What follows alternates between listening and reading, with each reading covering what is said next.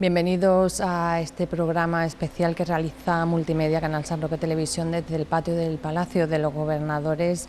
Vamos a saber qué ha dado de sí la segunda jornada de los 3 seminarios que se iniciaban ayer: Gibraltar, Campo de Gibraltar, cómo normalizar las relaciones. Se iniciaba ayer. Ayer también empezaba La felicidad, nuevo objetivo de las neurociencias, utopía o reto, y también conoceremos cómo ha transcurrido esta segunda jornada en el seminario Eficiencia energética en el sistema eléctrico de potencia. Conocemos ya qué es lo que ha pasado en esta jornada aquí en el Palacio de los Gobernadores.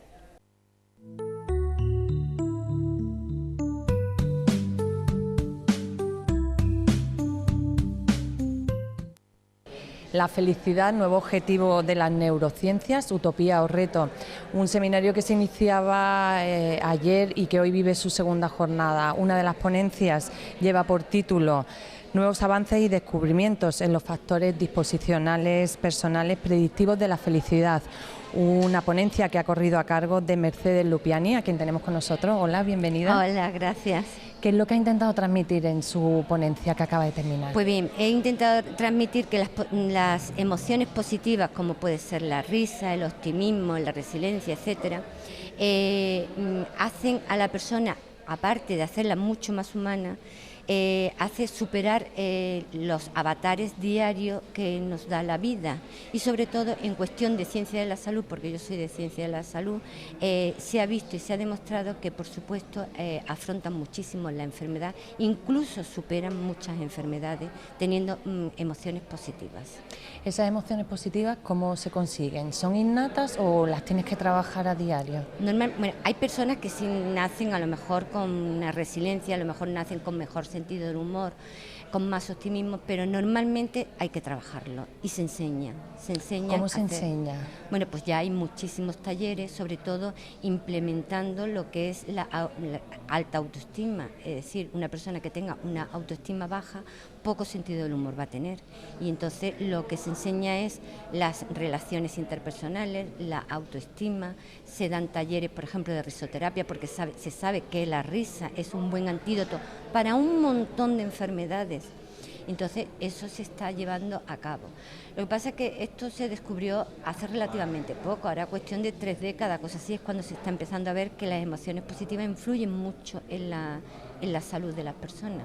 Y en una época en la que vivimos, que el pesimismo, que la crisis, que todos son conceptos negativos, bombardeos de emociones y de conceptos negativos, bueno, yo creo que tiene todo el sentido, ¿no?, tener un seminario que apoye y que fomente. Hombre, yo creo que sí, porque efectivamente llevamos una racha un poquitín mala y el sentido del humor pues nos hace precisamente superar esa racha. Muchas veces decimos, ¿cómo esta persona que a lo mejor tiene, pues eso, se ha quedado en paro, tiene enfermedades en la casa, etcétera, cómo puede tener ese afán de superación, cómo puede tener encima estar sonriendo? Y efectivamente, nos dicen ya, hay un autor que se llama Waldo, que dice que el sentido del humor nos permite incluso sonreír o reír ante lo insoportable, y efectivamente nos permite sonreír ante lo insoportable. Y la prueba está que los mejores chistes se cuentan en los velatorios. Es donde se pasa. Es una barrera que ponemos ante ese dolor. Un instrumento para superar. Totalmente. Además es un instrumento maravilloso para, bueno, pues para todos los avatares que, como he dicho, que nos da la vida día a día, y sobre todo la época que nos está tocando vivir, que es bastante dura. Mercedes Lupiani, muchísimas gracias por atendernos. Muchísimas gracias a vosotros. Y enhorabuena por el seminario. Gracias. Bueno, pues nosotros vamos a seguir conociendo algo más de este seminario sobre la felicidad como nuevo objetivo de las neurociencias y las respuestas a esa pregunta inmersa en el título del seminario, utopía o reto.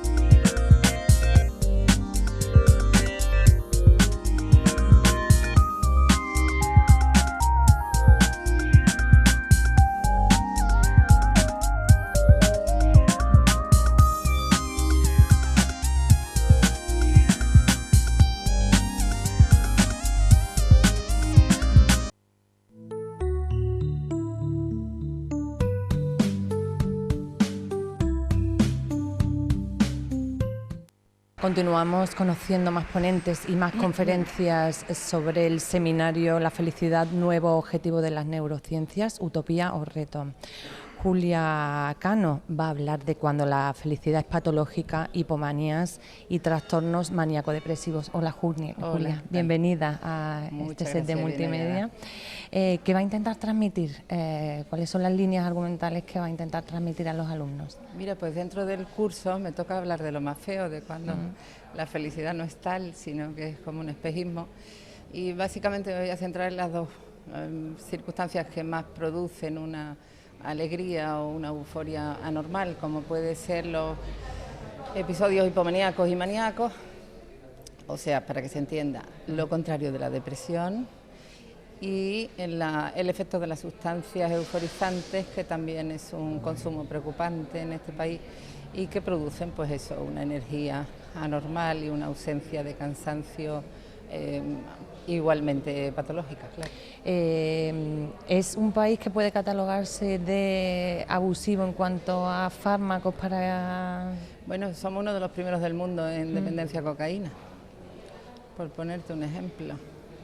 Y la gente sigue pensando, porque consumir bebidas energéticas, que algunas hierbas euforizantes y cosas de estas pues no son peligrosas, no es problema. Y los trastornos bipolares tienen una predisposición genética importante, tienen una frecuencia en aumento.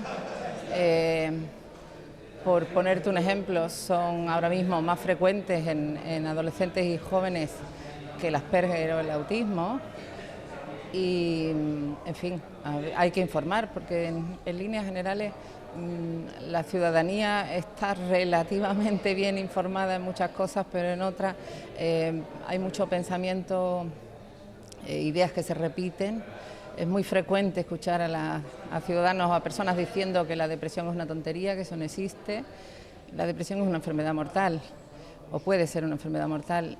Y si hay gente que no cree en las depresiones, ¿cómo va a creer que existe lo contrario? Pues existe lo contrario, y en algunas personas hasta eso contrario puede darse alternativamente. O sea, tener episodios depresivos, tener episodios maníacos o hipomaníacos, o sea, de euforia anormal. Y bueno, que la gente no cree en ello hace que se infradiagnostique en muchos casos, sobre todo en personas jóvenes, que les va a costar un internamiento, a lo mejor hospitalario, que les puede costar la vida, porque el que se asocie con suicidio es también relativamente frecuente. Bueno, pues eso básicamente es lo que voy a hablar, no te voy a dar la charla entera.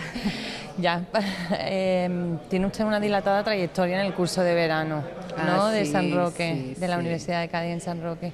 ¿Qué recuerdos o...? Bueno, yo llevo viniendo muchos años desde que estaban en el teatro.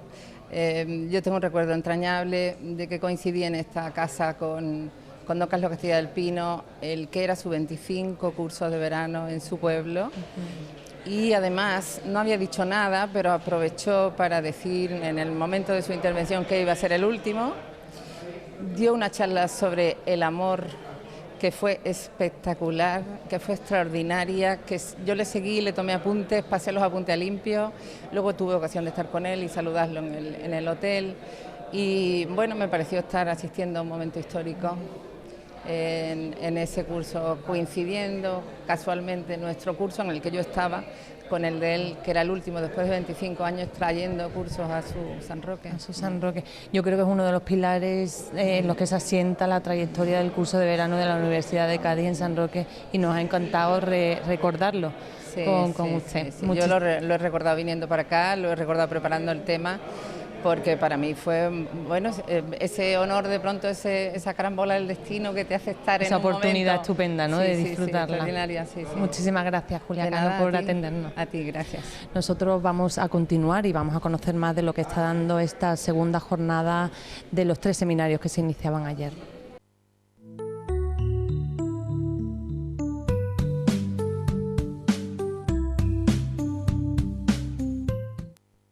Eficiencia energética en el sistema eléctrico de potencia, un seminario que vive hoy su segunda jornada. Nosotros vamos a hablar ahora, o vamos a intentar hablar y conocer un poco de la ponencia que lleva por título Configuración de mercados eléctricos, y que cuenta, que va a correr a cargo de Juan Antonio Herrera. Hola, bienvenido. Buenos días. Bueno, gracias. configuración de mercados eléctricos. ¿Qué es lo que va a intentar transmitir o de qué se va a hablar en su ponencia? Bueno, pues voy a intentar hacer una introducción de lo que sería el mercado eléctrico, pasando un poco por la historia que ha tenido nuestro país desde los años 70, en los que prácticamente pues había una serie de empresas que eran regionales. Después el marco legal estable, que se instauró allá por el año 88, en el que daba una estabilidad al sector eléctrico, pero tenía el inconveniente de que el Estado era quien planificaba, quien regulaba y quien legislaba el sistema eléctrico. Era el que decía las estrategias que tenían que seguir cada empresa y cómo tenía que ir la generación, es decir, las distintas actividades que conllevan el sector eléctrico, ¿no? Y finalmente, a partir del año 2009, aunque la ley del sector eléctrico entró en el año 98, pero le dieron un tiempo de adaptación, en el 1 de julio del 2009, pues cuando termina ese periodo de adaptación y empieza con un mercado liberalizado. Pero solamente los segmentos de generación y de consumo son los que se han liberalizado. El transporte y la distribución sigue estando regulada un poco por el Estado. Muy intervenida, ¿no? Reconoce los costes, es decir, no hay señales ni mecanismos de mercado, sino que prácticamente reconoce los costes de mantenimiento y tanto haces, tanto te pago, ¿no? Es decir, entonces no hay un desarrollo de libre mercado en estos dos segmentos, pero sí lo hay en la generación y en el consumo. No sé si usted me podrá contestar esta pregunta, pero el mercado eléctrico, la factura eléctrica ha estado muy de actualidad informativa, ocupando primeras páginas de periódicos. ¿Cómo se puede explicar los altos costes de consumo que pagan familias españolas? Ya lo estoy diciendo ya no como portada de periódicos, sino como experiencia propia, ¿no? Bueno, en principio el precio de la electricidad está compuesto por dos componentes, una que proviene del propio mercado liberalizado y otro que es una componente regulada, que es la que paga los costes de transporte y distribución. Esos son fijos, reconocidos, y reconoce las inversiones sucesivas que se van haciendo para tener la red en un estado aceptable. Pero en el precio de mercado libre en la generación, pues se casa la oferta con la demanda. El precio total actualmente en España suele estar alrededor de unos 100 euros, el megavatio. Cuando digo un megavatio son 1000 kilovatios. Es decir, que estaríamos hablando de 10 céntimos de euro, 10 céntimos de euro el kilovatio. Bien, entonces la señal de liberalización no ha sido tal. ¿Por qué? Pues porque en el año 2009 los consumidores tenían libre elección de un comercializador. Eso no se ha producido bien por desconocimiento de los consumidores, bien porque el comercializador pues bueno pone unos precios de la electricidad que no están en línea con el mercado, porque ellos tienen que tener su beneficio, y también el mercado varía horariamente, o sea, horariamente va variando el precio de la electricidad, y ellos cuando te hacen un contrato a un usuario pues se lo hacen a largo plazo, con lo cual ellos tienen que prever esos bandazos que el mercado puede dar. La realidad es que al precio real del mercado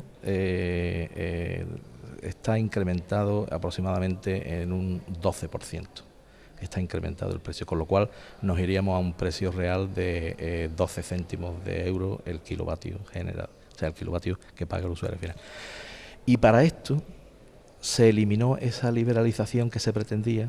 Y bueno, no es la palabra, se eliminó, porque cuando los usuarios cuando los usuarios no fueron a esa comercializadora y pactaron los precios mediante un mecanismo de competencia en el cual se podían encontrar distintas empresas que ofrecieran distintos productos, pues el gobierno no tuvo más remedio que sacar lo que se denominó la tarifa de último recurso. Y en la tarifa de último recurso, pues claro, el gobierno no puede intervenir porque el mercado está liberalizado, pero tampoco puede dejar que los usuarios no accedan a la red, al bien común, que es el consumo eléctrico.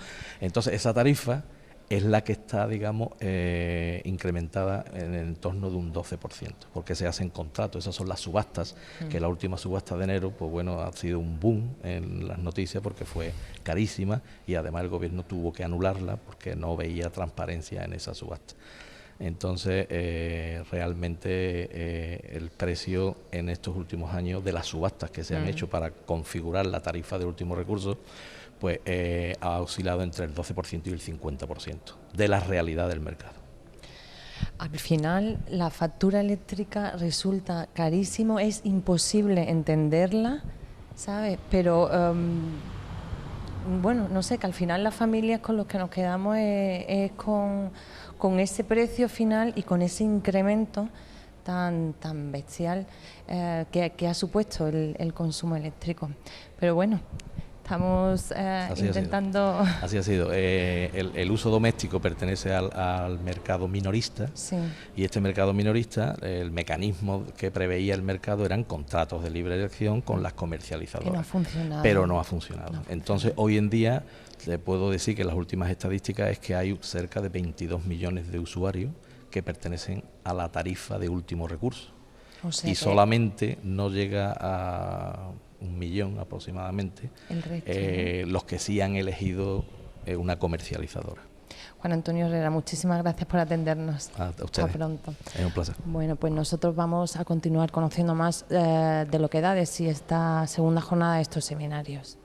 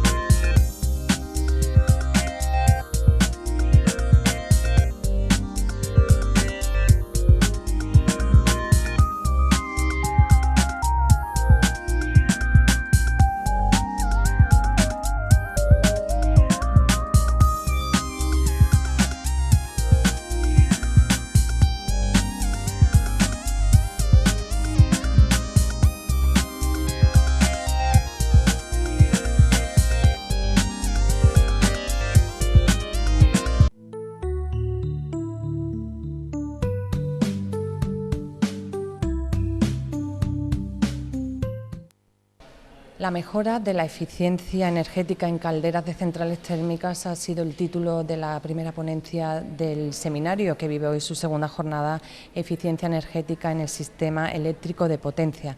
El encargado de esa ponencia, Francisco José Rodríguez Barea. Hola, gracias por atendernos. ¿Qué tal? Bueno. ¿Qué es lo que ha intentado pues exponer durante la conferencia que ha impartido? Bueno, pues hemos estado hablando de las diferentes tecnologías que existen actualmente desarrollándose desde el punto de vista de la mejora de eficiencia de grandes calderas industriales. Entonces hemos estado hablando de diferentes aspectos de esas tecnologías. ¿Le ha sorprendido el número de alumnos o ha sido una ponencia en la que han participado los alumnos? Sí, han hecho alguna pregunta. Bueno, yo creo que es una ponencia larga de 2 horas, sí. Pero vamos, yo creo que espero haberle interesado en las cuestiones que hemos comentado. Sí.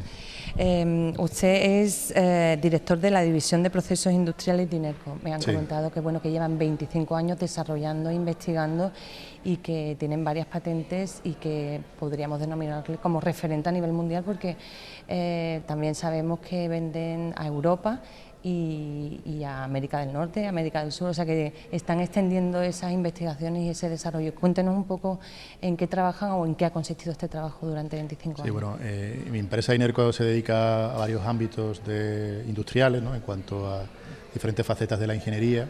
En la parte en la que yo he estado trabajando es una parte que básicamente lo que trata es de proporcionar tecnología a las calderas y hornos de procesos como la refinería, las centrales térmicas, las plantas de cemento, para optimizarlos. Y hemos estado haciendo eso con diferentes tecnologías desarrolladas por nosotros, con patentes muchas de ellas, con proyectos de desarrollo que hemos hecho individualmente y en cooperación con otras empresas, y actualmente estamos trabajando en todo el mundo, o sea, desde Canadá hasta Latinoamérica, en Corea, en Europa, es decir, estamos teniendo bastante aceptación de nuestros productos dentro de esta línea.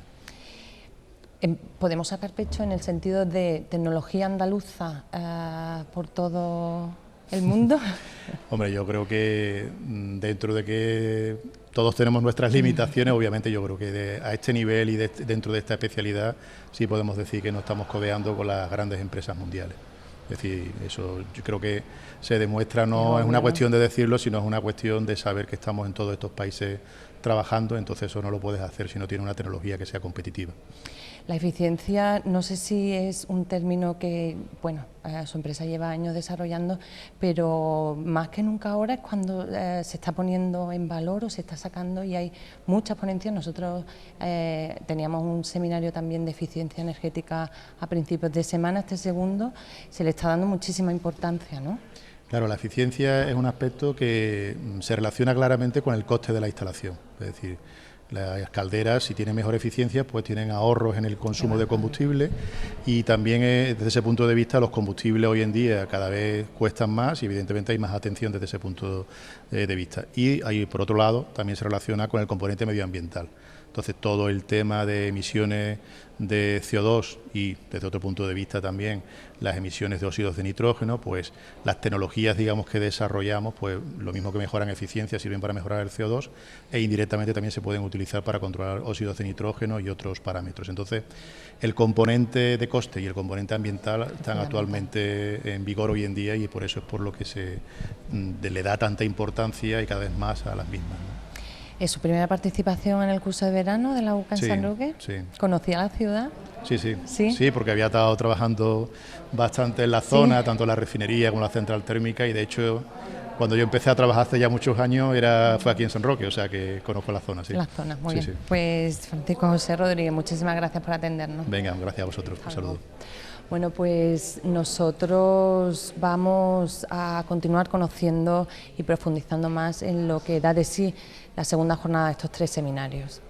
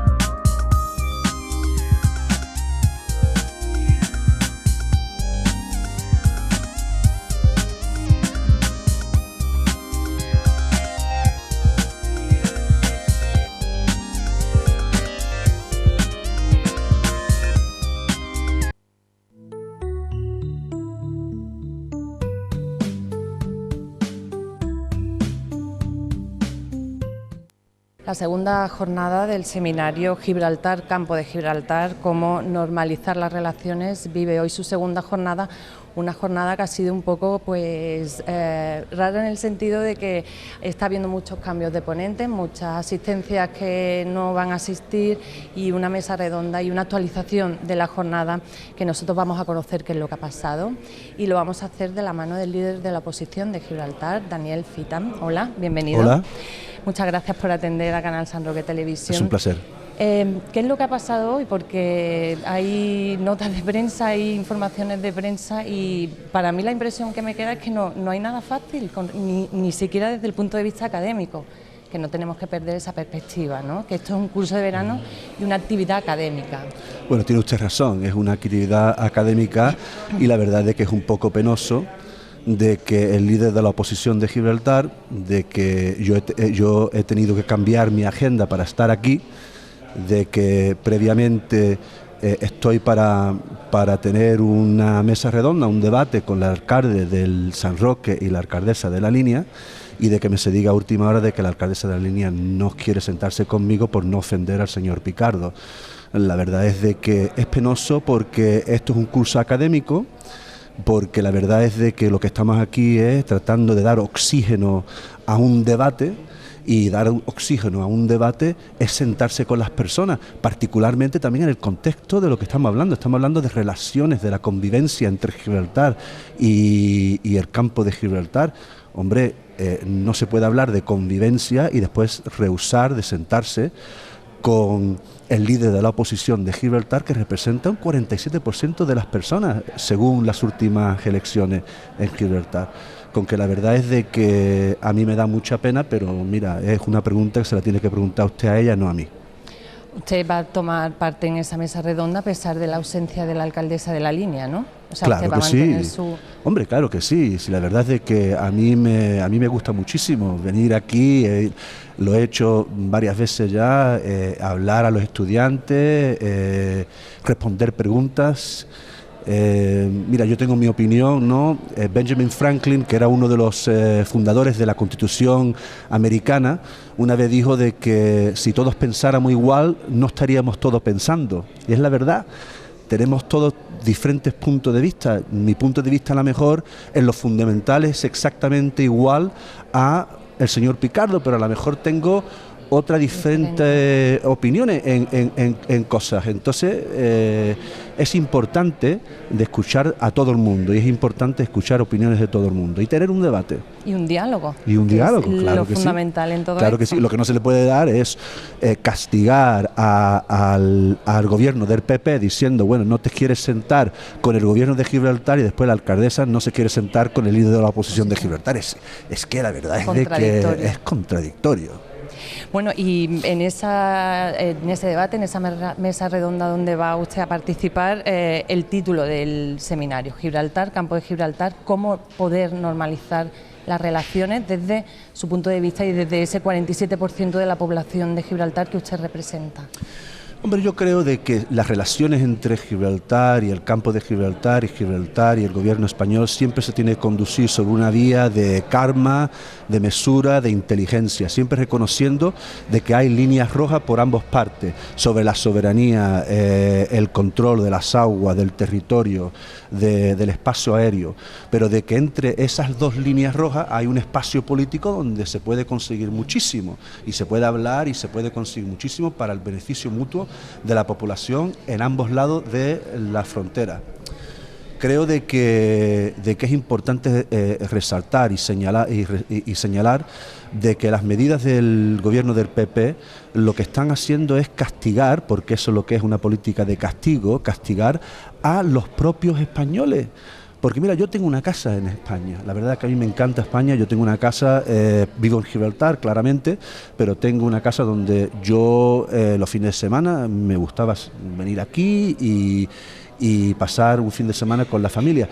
Yo por los últimos 8 o 9 meses no vengo, porque no me quiero poner en cola, la verdad es que es un fastidio. Pero la persona que trabaja en Gibraltar, que se tiene que ganar la vida en Gibraltar, que le tiene que poner pan en la mesa a su familia, esa persona tiene que cruzar la frontera todos los días. Y la verdad es que no solamente son las personas, los trabajadores españoles trabajando en Gibraltar, sino también el negociante y los negocios aquí en España, que están sufriendo muchísimo por esa política de castigo.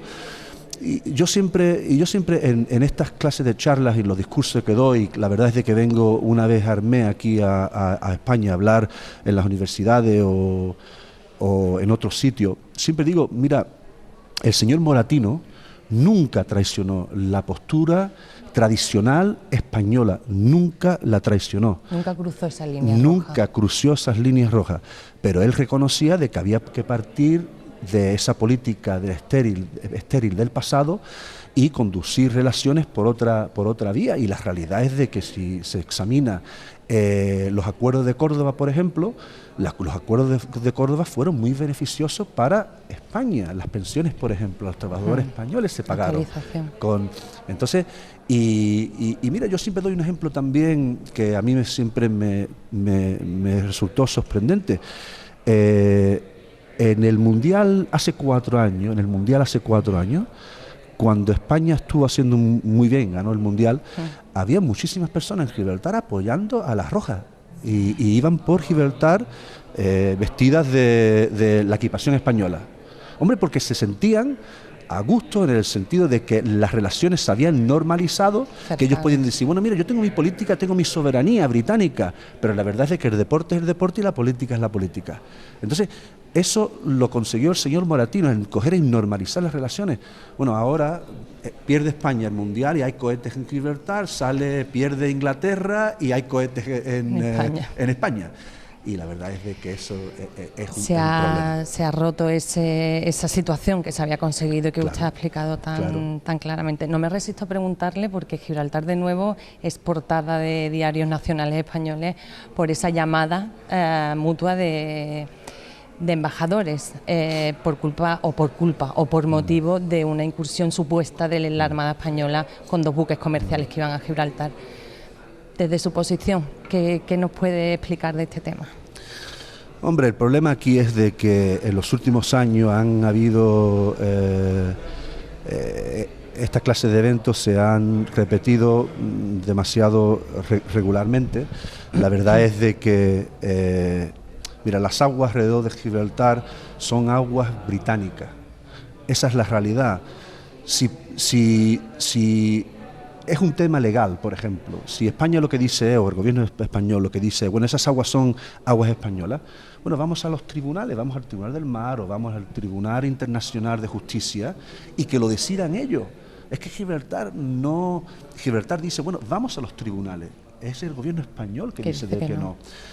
A mí me pareció sorprendente, pero también gratamente sorprendente, de que el señor Margallo en un acto en la Universidad de Salamanca, cuando le preguntaron por qué no vamos de un punto español a los tribunales sobre temas de las aguas, él dijo porque el caso de nosotros no es un caso fuerte.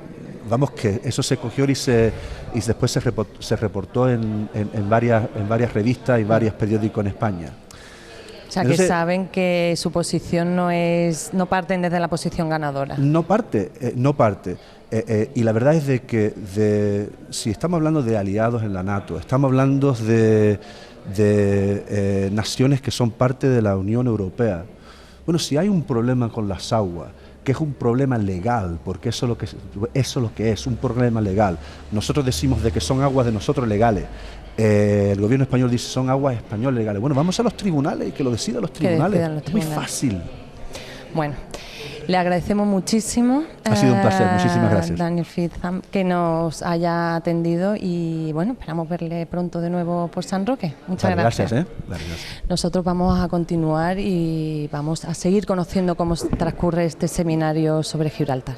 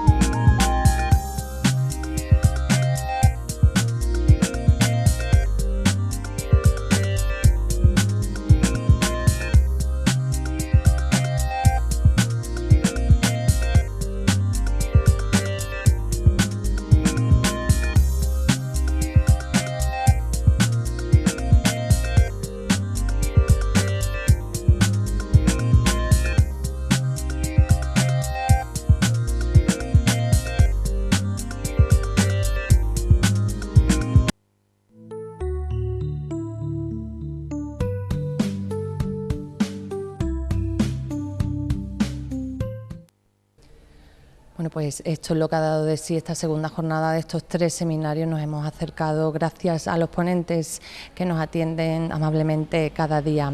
Muchas gracias por su atención y hasta mañana.